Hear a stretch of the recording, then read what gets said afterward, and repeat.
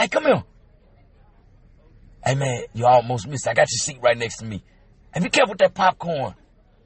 Stop stepping on people's shoes. And sit down right here. Fam, thank God you made it. You at the movies with Pete McCorvey. Oh, shh. Start.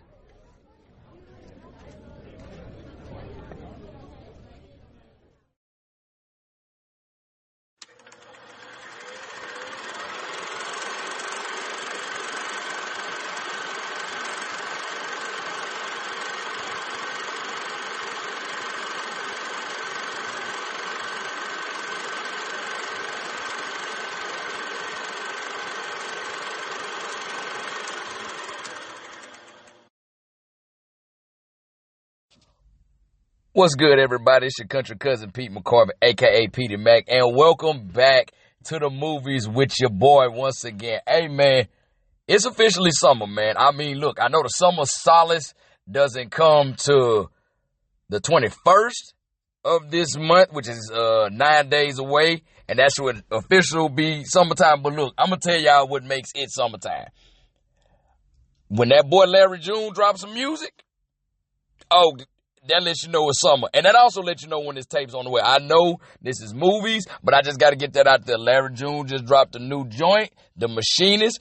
Hey, and it was produced by DJ Idea. Hey, I knew as soon as I heard Idea coming for the 808, I was like, yes, sir. I said, it's summertime, Larry is here. And you know, with it being summertime, a lot of y'all are going to be out and about. A lot of y'all probably going to be going to the movies. You know, in the summertime, a lot of the parks out there in big cities, they will have people be like on the grass and they're like projected against a wall or throw a sheet up. They call it movies on the green. Or you're going to the drive-thru with your little, your wife, your girlfriend, your little sneaker link or whatever. Because, you know, it's summertime, everybody is not cuffed no more. Everybody trying to get out. Everybody been working on their bodies.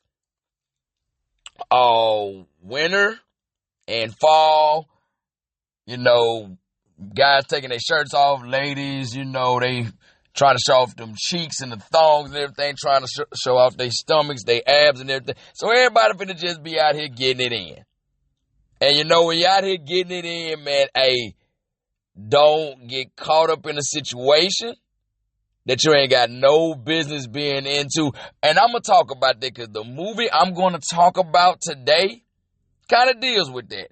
And it is not just one of, I think, the best movies of the 90s. I don't think it's one of the best rom-coms. I don't even think it's one of the best black movies. I personally think it's just one of the best movies, period, of all time. And that is the 1992 comedy classic, Boomerang. Yep, Boomerang. Boomerang was released Wednesday, July 12th, 1992 by Paramount Pictures and was directed by Reginald Hudlin. He also directed House Party, as well as a lot of other black classics. It stars, if you don't already know, Eddie Murphy, Robin Givens, and Halle Berry. And the co-stars, oh my God, boy, it was all-star cast. I know they budget had to be through the roof. Had Martin Lawrence, David Allen Greer, Layla Rashad Fuqua, Tisha Campbell, Eartha Kitt, Grace Jones. The Hudlin brothers was in there, the director Reginald and his brother Warrington, who was the producer of the movie. Jeffrey Holder, legendary director and actor Melvin Van Peebles. R.I.P. to the late, great John Witherspoon, a.k.a. Pops. He was in there. And B.B. Drake, y'all know her as Miss Pearly from Friday After Next. And she been around since like the 70s. And also one of my personal favorites, one of my goats when it comes to comedy, Chris Rock. They also had cameos by John Canada Terrell. You know, that's Flash from Flash and Ebony Sparks on the 5 Heartbeats, man. Because I remember, like, I got older, I said, that's Flash. And apparently, I just looked this up. Apparently, Chill and Groove from House Party, you know, Groove was the one who got drunk and was like, I'm getting those digits. And Chill, that's Dare Chill Mitchell, who kept bumping the turntable. They were in this movie, too. They were credited, they were uncredited street photographers. I tried to go back and see what scene they was in, taking pictures on the street, couldn't find them. I'm going to give it another watch because this is a movie I keep in constant rotation.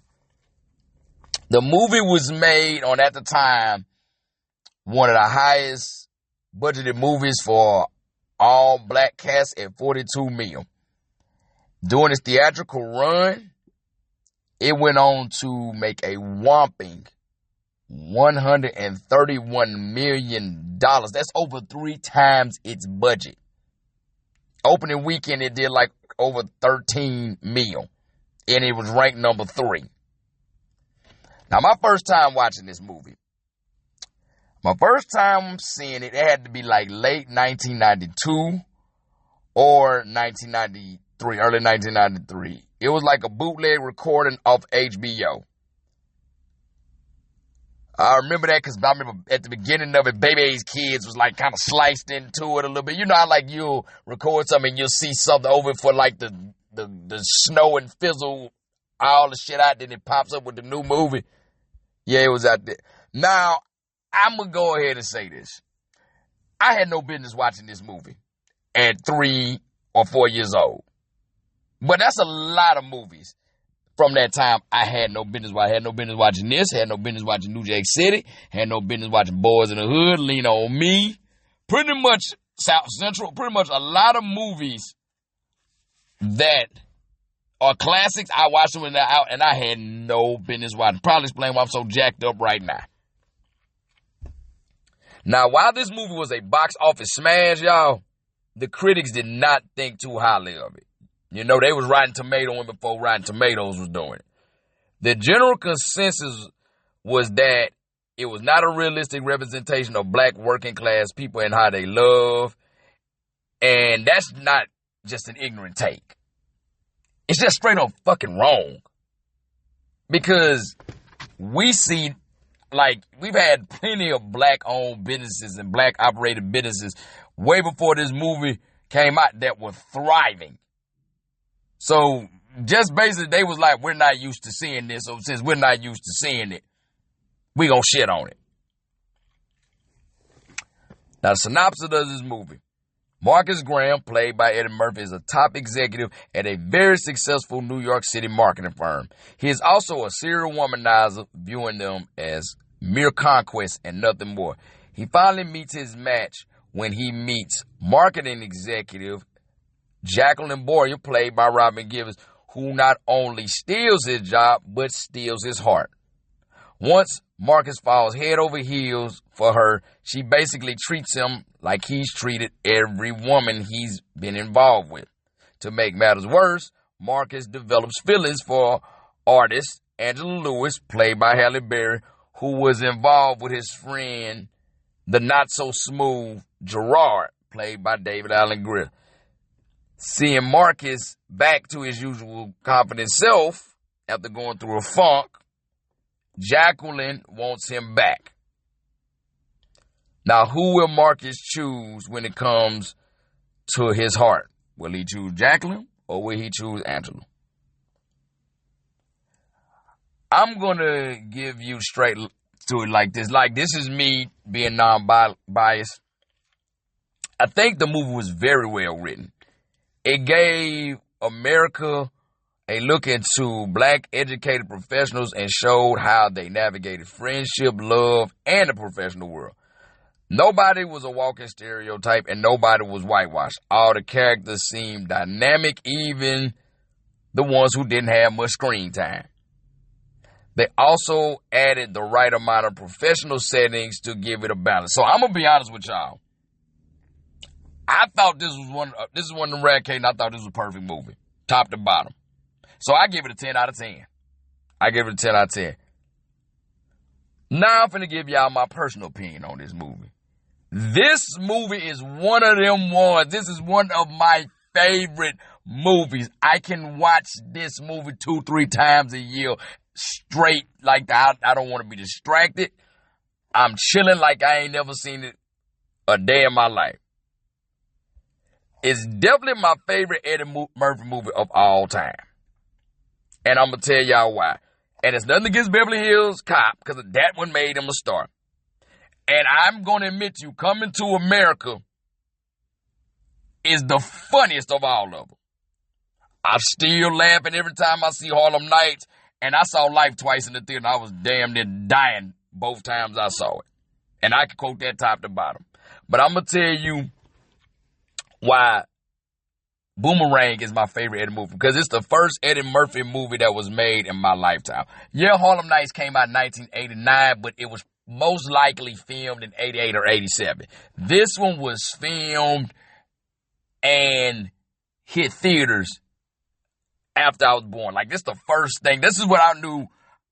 I knew Eddie Murphy as Marcus Graham for about a year. I didn't even know his name was Eddie Murphy. Every time I saw him, anything, like, I think The Distinguished Gentleman came out right. I said, that's Marcus Graham.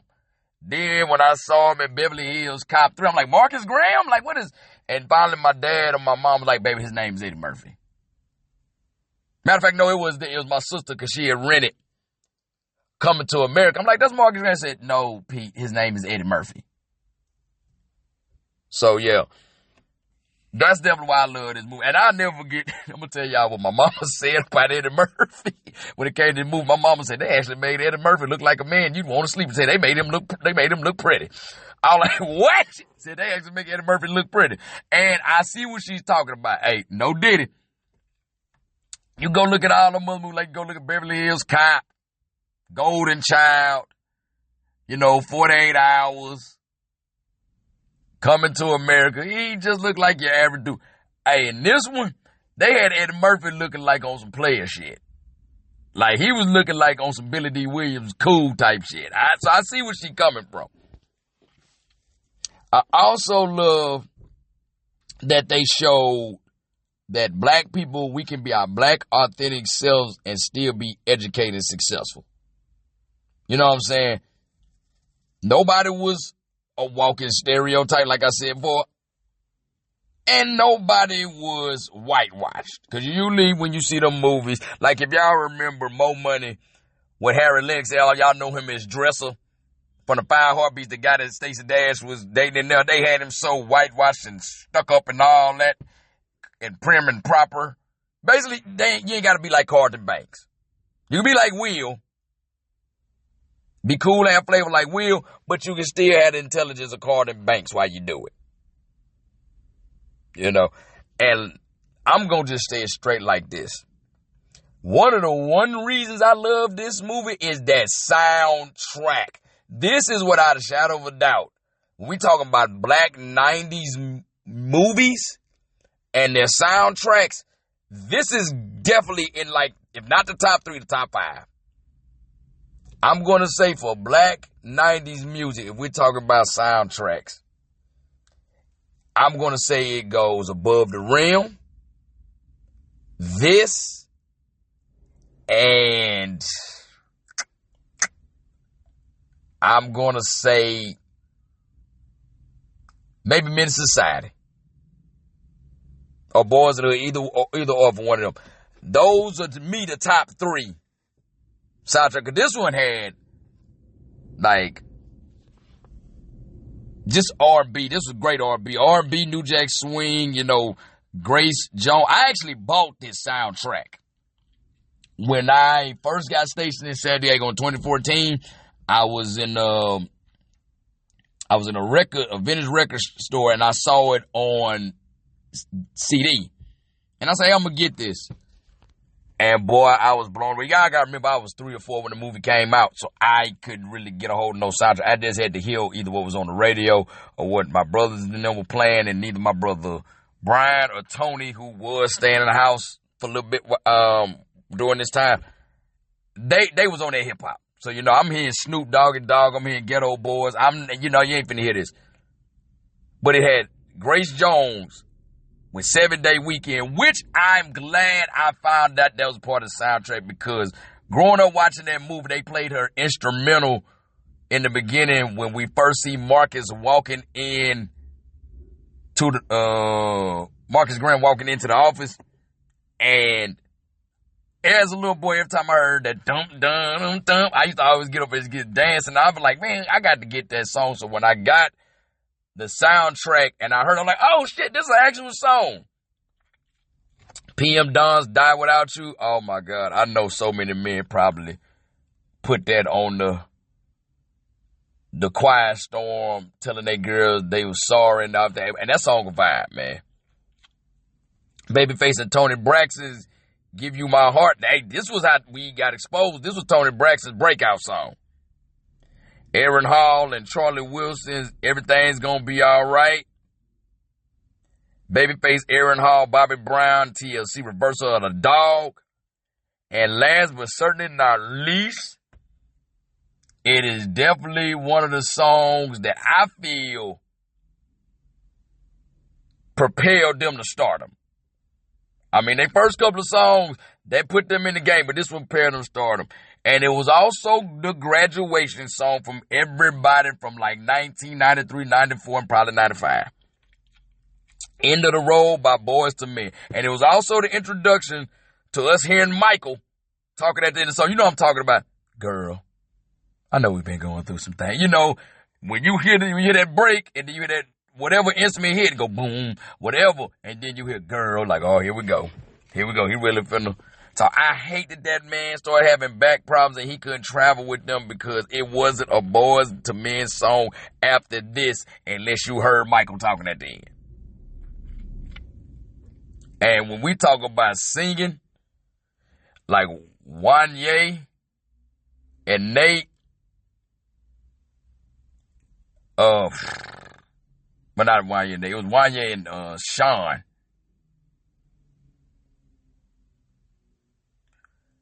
When I tell you, them two brothers was singing, everybody say they was singing like the Riddle. They weren't singing like the Riddle. They was singing like they was 3 months behind. And they got their final notes. They had 24 hours to get all their shit out, or else they shit was going to be on the curb. Boy, when Wanye say, I don't know what I'm going to do. I don't know what I'm going to do because I know I come to the end. And I'm like, oh, my God. I'm like, if this woman don't take this man back, she is just an evil bitch. So, yeah, that soundtrack prepared the movie, too.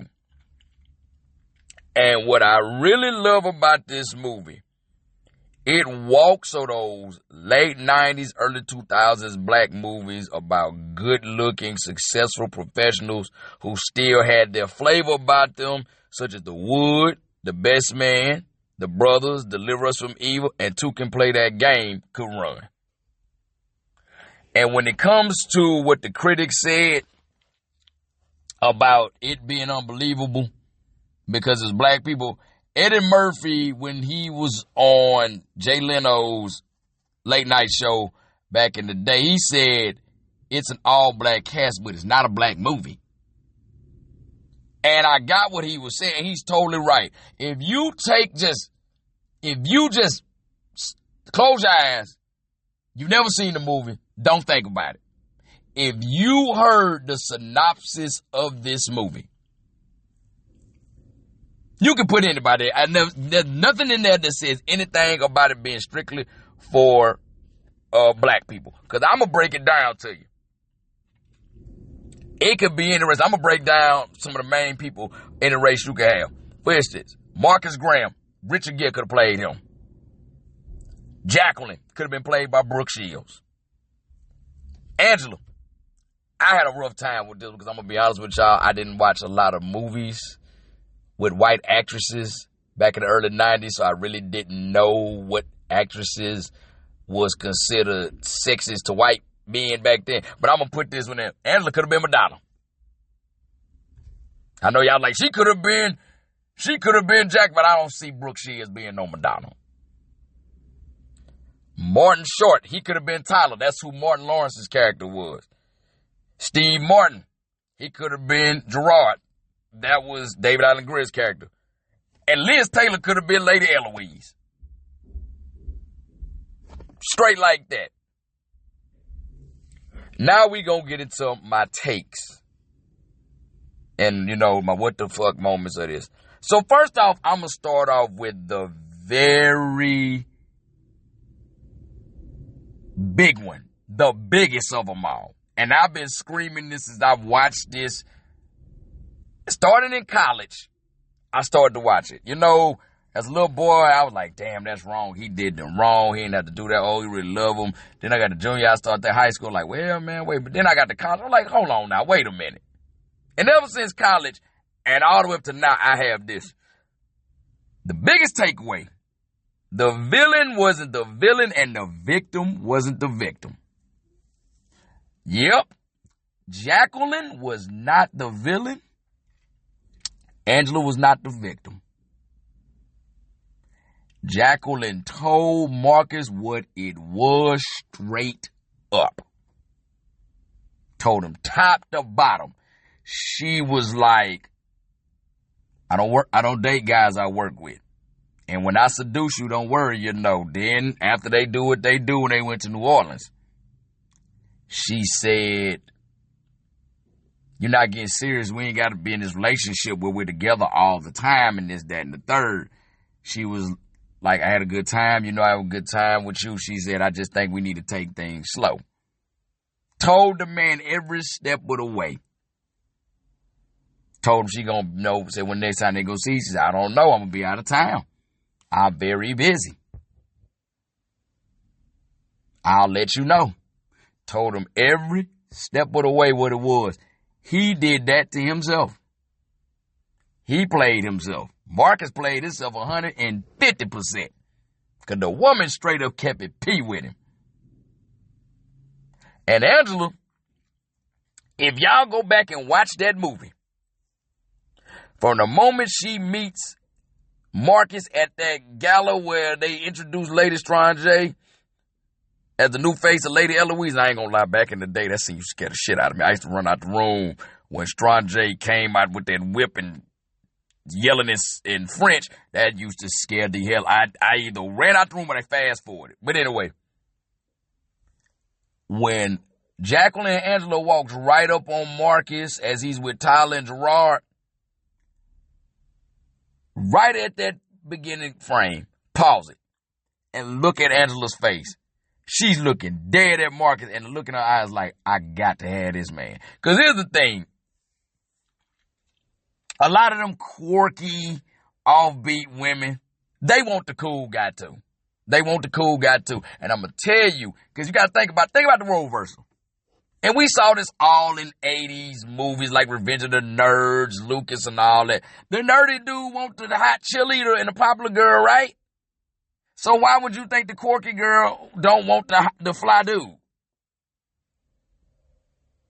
And that's what she wanted the fly dude. Because like later on, when he was in that same scene, when he was looking for Jacqueline, she gonna say, you're interested. She's like, she's fantastic. Like, she's very attractive. I mean, if I was a guy, I'd date her and da. Fast forward. When they on the plane going to New Orleans, and she's describing how sexy town, and she's like, you can listen to some jazz music and just get real close up with somebody, pelvis to pelvis, and just sway. She said, you probably do that when you down there with Jacqueline. That's probably about like, you're going with that little bitch, ain't you? Or with your other little girlfriend that, she was doing that. And also, when they came back from New Orleans, and her and Jacqueline were in Jacqueline's office. And she was like, I heard Marcus has a reputation. I've heard that around the office. And then Jacqueline says, well, his reputation is well deserved. And Angela's like, wait a minute, well deserved? You can confirm it. You mean y'all? Okay, so now you know this dude, he get around. Then after that,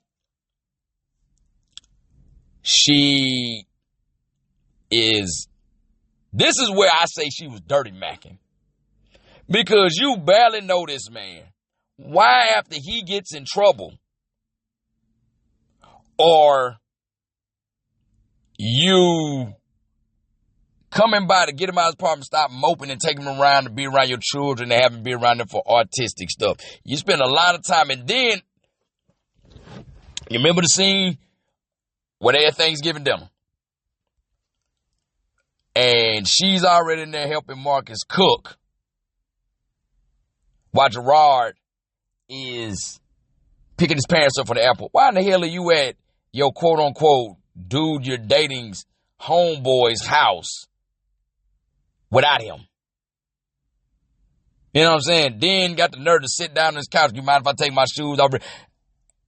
And then after Angela helps him get out of a funk, Jacqueline wants him back in. Now a dude you know is a ladies' man, treats women like objects, was just sick over this woman that you find out he just was out with till 3 in the morning. You shocked? And they got the nerve talking about, I may not be out there, I might not have hair weave down my back, but I got a heart. And you know what happens to a heart?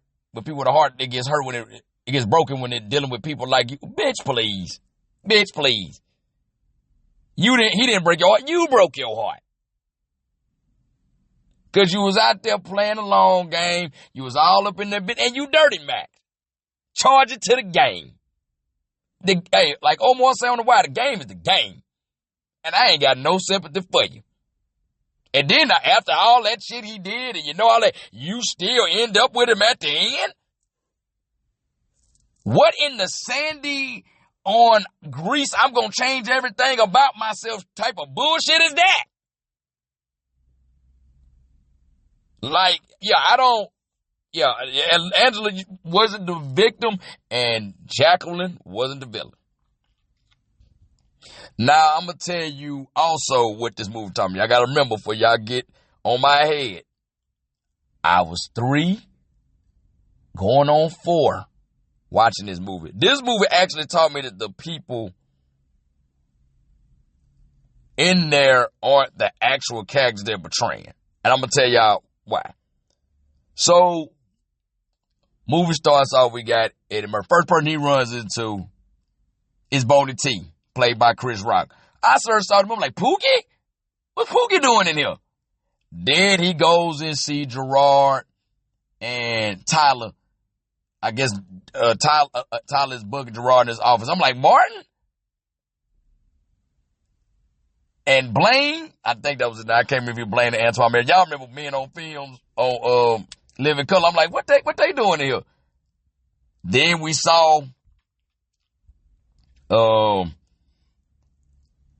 Tisha Campbell as Yvonne, his Marcus' next door neighbor who bitter he ain't want none. I'm like, Gina?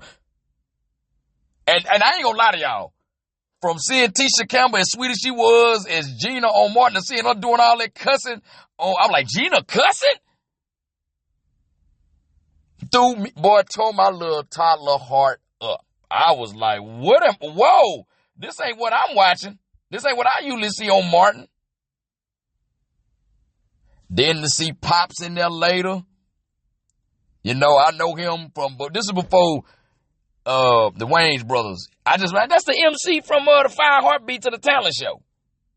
But that's what movie made me realize, that's not really them people. They're pretending. I didn't know what acting was at the time. I said, they're pretending. Because I'm going to be honest, if you think about it, Boomerang actually had like damn near a large percentage of Fox black television lineup on there.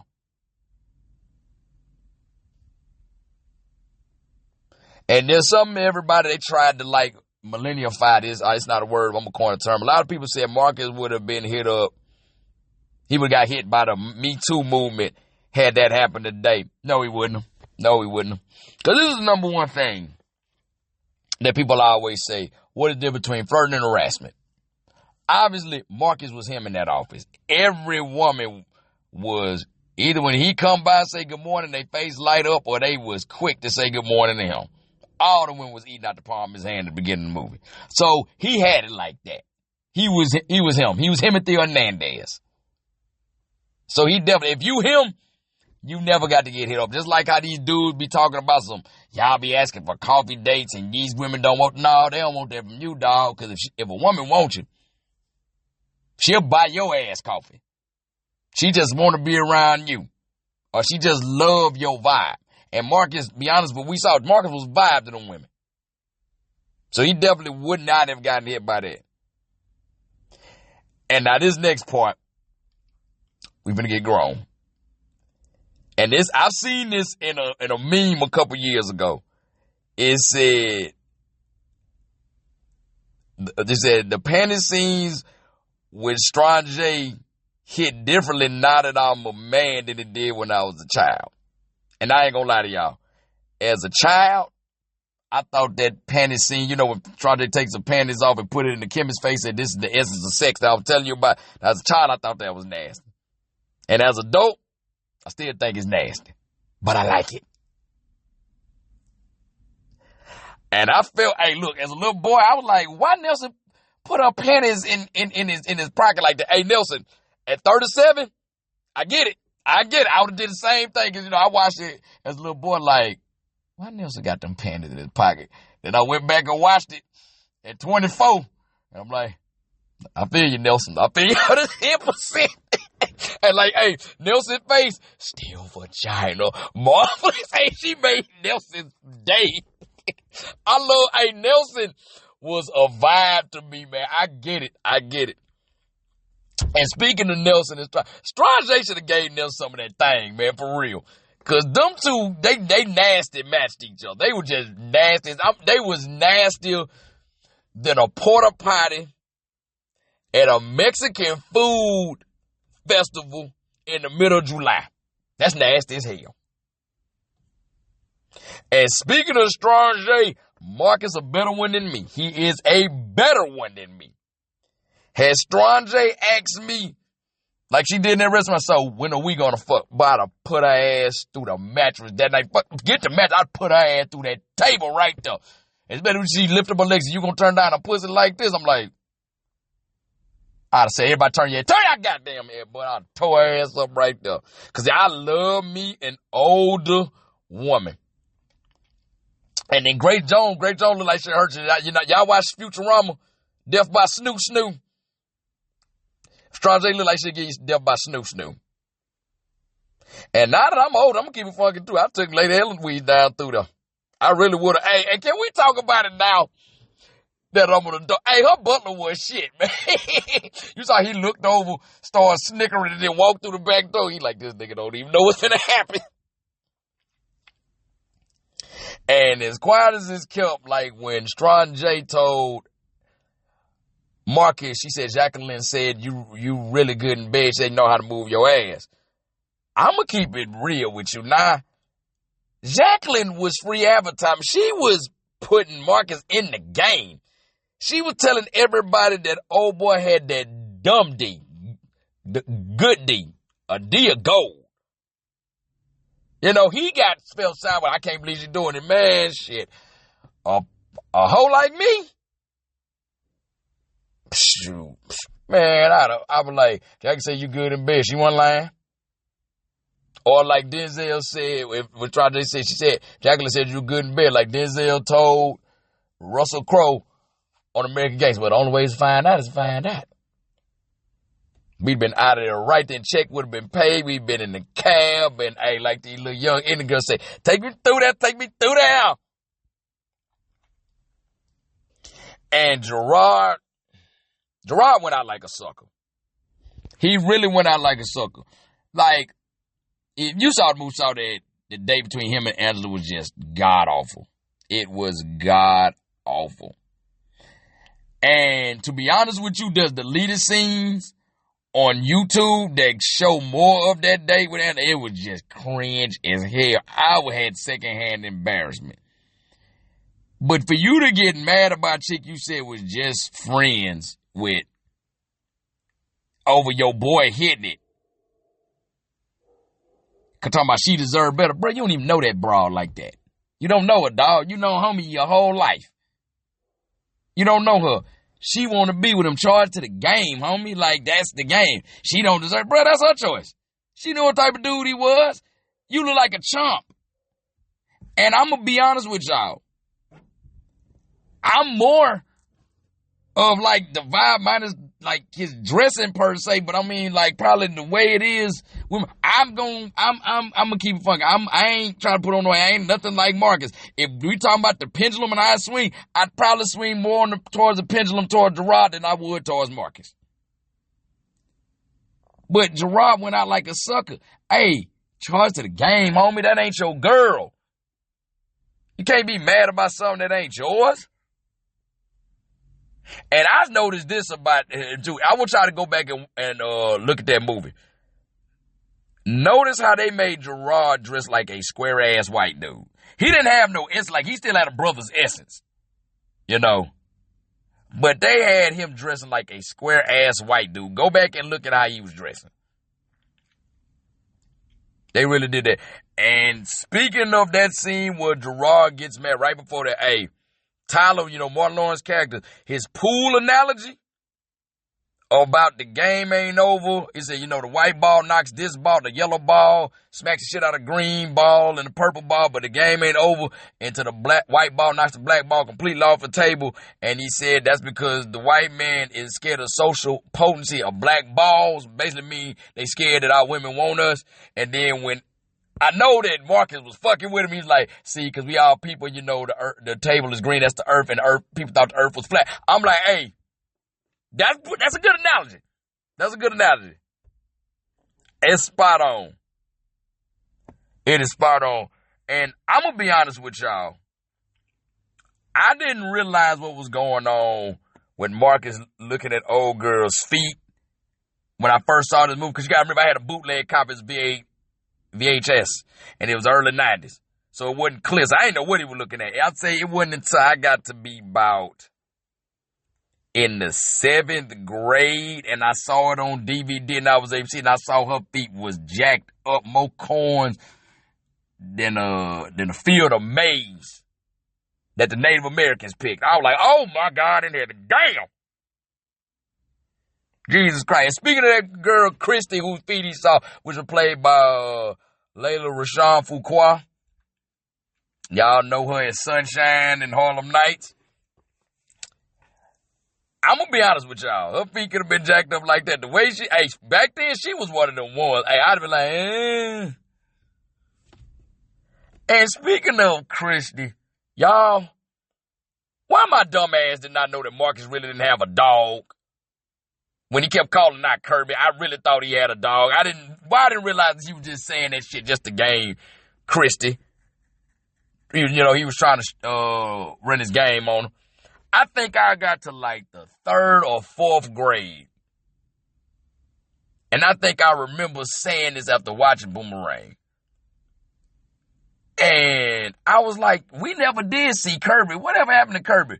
I mean, my dad was reading the newspaper. He kind of looked down at me just like, just gave me a blank stare and just like shook his head, just went right back to reading. I'm like, what? Then I think I got like, it was either the 4th or the 5th grade. I'm watching it again. And that would have hit my little slow ass. I'm like, oh, he ain't never had a dog in the first place. He was gaming. My dad looked up and said, damn. Like nigga. I'm shamefaced, y'all. I'm shamefaced. But in my defense, I wasn't supposed to be watching that movie. It's rated R. You know, shit, I wasn't supposed to be 17 or older when our parent or gardener watch it. And I watched that a lot by myself. But I will say this, though. This movie is the reason I love women with red lipstick and red fingernails and toenails. Because, hey, Marcus pulling them damn sheets up looking at their feet. And then, hey, Jacqueline, when she was in that gown at the gala, where they introduced Strange, that black gown, she had that hair blown out.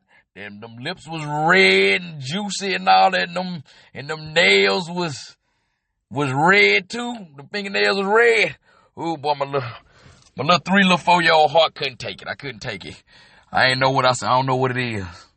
But I like that. And I want a woman to have that.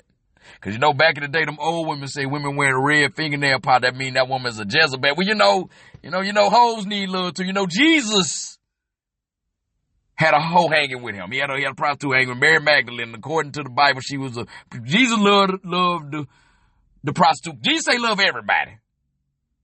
I ain't Snoop Dogg. I love them hoes.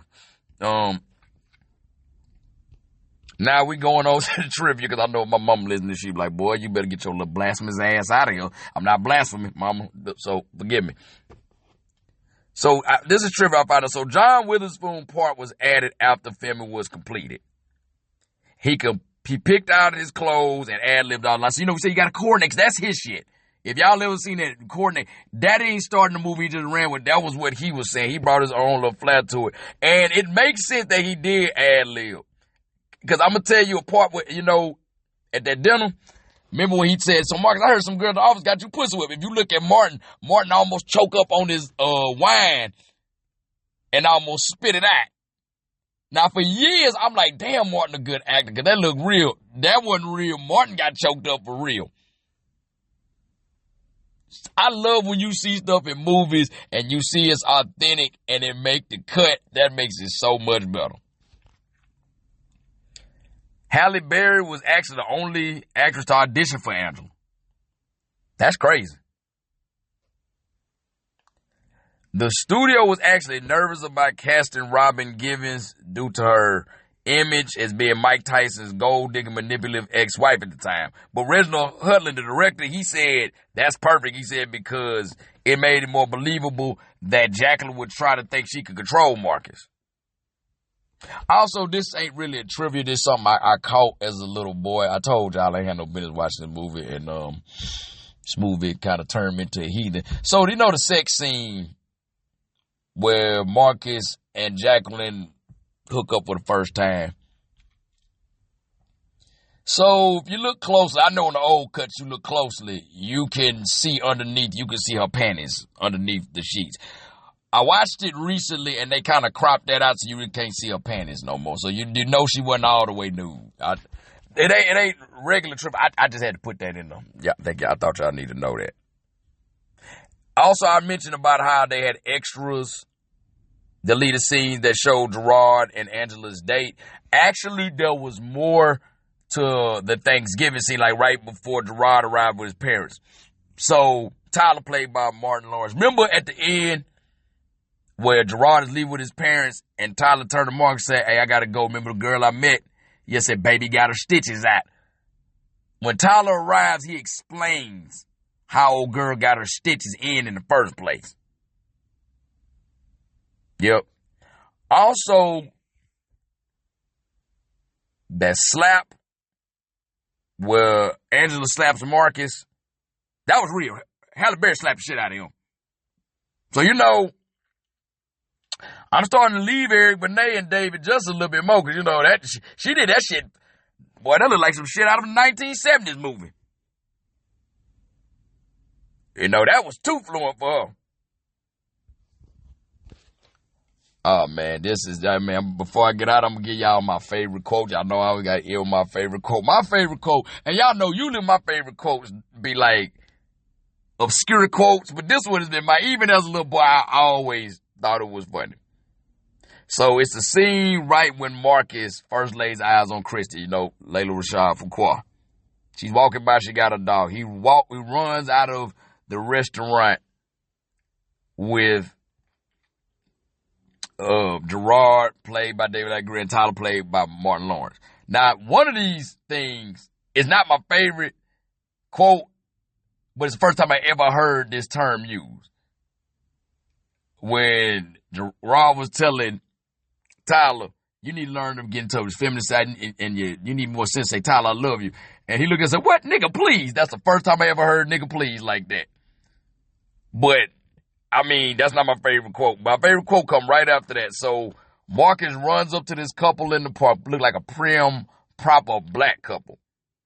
He runs right up, has a $20, Chris Dubb out and say, I give you $20 for his leash. The wife kind of looked confused. The husband looked down and said, take it, fool. Ever since I've been a little boy, I laughed at that. Because, hey, you think this man going to be like, sir, that's not appropriate, nothing like that. My man bust out with the hoodest tone you can think of. He's straight out the project. Take it, fool. And look, his wife talking about turn down that good money. Oh, I thought that was so funny because you wouldn't expect it from that prim, proper man.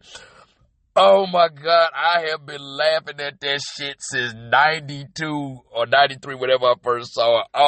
I literally just watched it for this review. I didn't know if I was gonna make it through the review all the way, y'all. 'Cause I rewind that shit like 5 times. That is my shit, y'all. Oh my God. Anyway, that's been my time at the movies, reviewing one of my favorite movies. I had a good time doing this one. There's more I could have said, and but I had to leave it out for the sake of time. And then, too, I don't want to get too raunchy on here because there's another scene in there I could have talked about. I understand. I think y'all know the scene I'm talking about. When right after it was raining and Jacqueline surprised Marcus with a drink. You know what I'm talking about. I ain't going into detail. My mama listening. Man, y'all can find me on Facebook. Search my name. Find me on Instagram. PeteyMac10, PeteyMac10. You can find me on on TikTok. PeteyMac89, same as Instagram. Drop the 1 to 0, put an 8 and 9. The next movie I'll be doing, since it is summertime officially, I'm going to be doing the ABC television movie from 1994, which a lot of us think is a Disney Channel movie as much as they played it.